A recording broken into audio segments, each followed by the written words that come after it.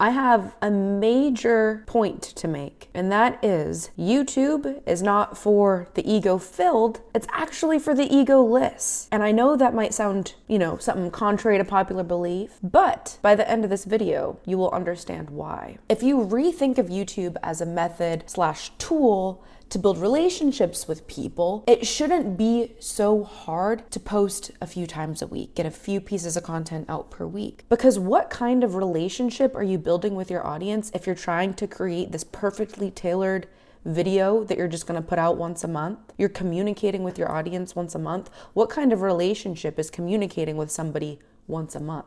It's not that much of a relationship. And so where this ties into ego is that if we want to put ourselves out there that much on a daily basis, a bi-weekly basis, you gotta let go of your ego, because you're not gonna get perfect pieces out there at that high of an output level. I don't have all of the answers. I'm not claiming to have all of the answers, but I am claiming to have some experience. I think that something that was a big inhibitor for my growth, why I was only getting like 10 subscribers per month or something like that, is because I was only putting out one video per month. And why was I putting one video out per month? Because I was putting so much effort into making that single video just like so perfect. But it's not about the video. It's about connecting with the audience. It's not about you. It's not about your work. Like, if you've followed me or subscribed to me from like my poetry videos, because I put those out every so often, I'm not putting those out a lot. And I feel like when I first had my vision for my YouTube channel, I was like, I want to make so many poetry videos, like all this, and that. But it's like, there's so much effort and thought that goes into making.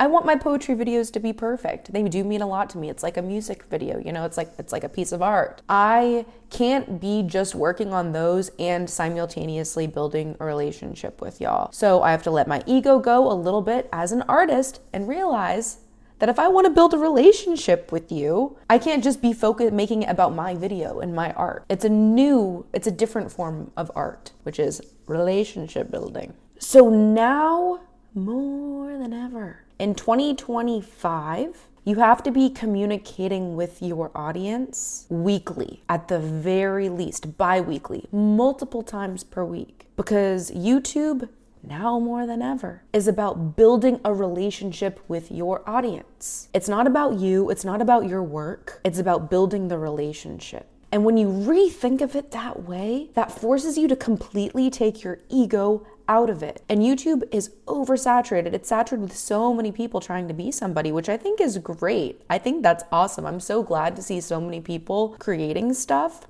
But at the same time, you have to realize that there's a lot of people that are posting daily to multiple platforms. And if you want to cut through the noise, you have to be somewhat of a competition with that, right? Because there's so many other people trying to build relationships with the same people that you're trying to build relationships with. I can't build a relationship with you if my ego is solely focused on, I want to put out my art. I have to put my ego aside. It's not about that. If we want to make it on YouTube, now more than ever, we can't care what people think.